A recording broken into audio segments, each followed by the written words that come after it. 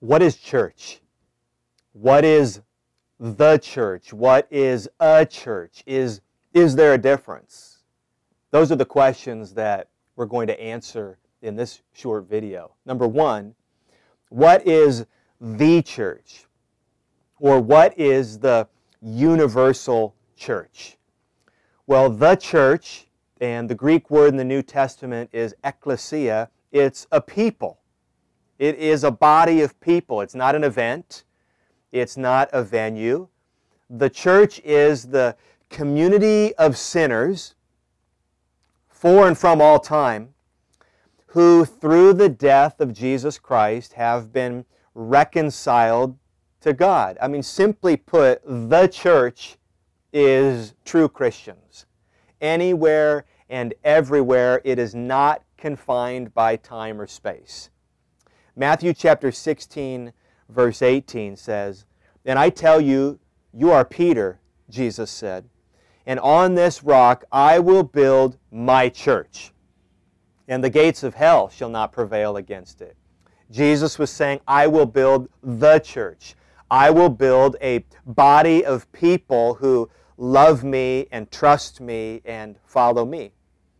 Galatians 1:13, "For you have heard of my former life in Judaism," Paul writes, "how I persecuted the church of God violently and tried to destroy it."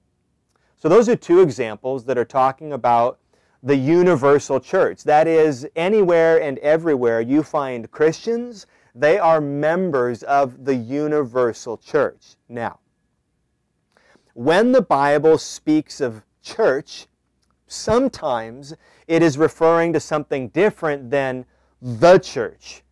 Sometimes it is not something that is invisible and global and universal. Sometimes it's, this is question number 2, what is a church? Or to put that another way, what is a local church? Well, a local church is an identifiable, in other words, it's visible, you can see it, you can point to it.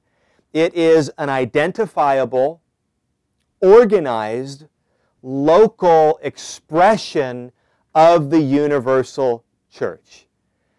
Now, surely it's more than that, but it is at least that. And so that's what we are. Veritas Church is a local church. It's identifiable. You can see us. You know where we are. It is identifiable. We are organized, and we are local. And we are not the church. We're not the only Christians, but we are a local expression of the universal church. We started this church in 2008, and ever since, when it comes to organization, we have been looking to God's Word to understand how God would want us organized as a local church. So let me give you a little bit of biblical history. If you were to look back at the book of Acts, which is the book in your New Testament of church history immediately following the resurrection and ascension of Jesus, if you read early on in the book of Acts and you read about the church and even local churches, you see less order. But as the church grew, starting in Acts chapter 6, the church became increasingly ordered and organized according to God's instruction. Let me give you some examples. These local churches gathered together weekly for formal worship. They worshiped on a specific day of the week. There are outlines you can download along with these videos. I encourage you to read the references. These local churches also, they had order and they had structure to their services. As well, each local church had identified leaders called elders, which is synonymous with shepherds or overseers or pastors. These local churches also, we know, appointed deacons to serve the elders and to free them up for prayer and for preaching.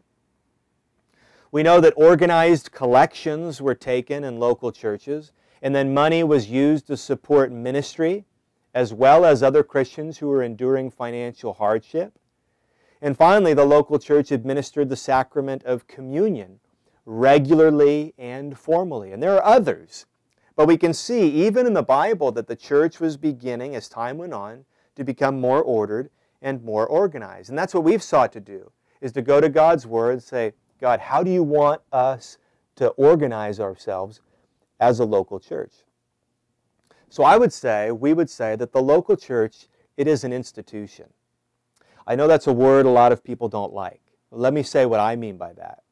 The local church is an institution in the sense that it is an established, organized society with a purpose, with rules, with membership, with accountability, and with leaders.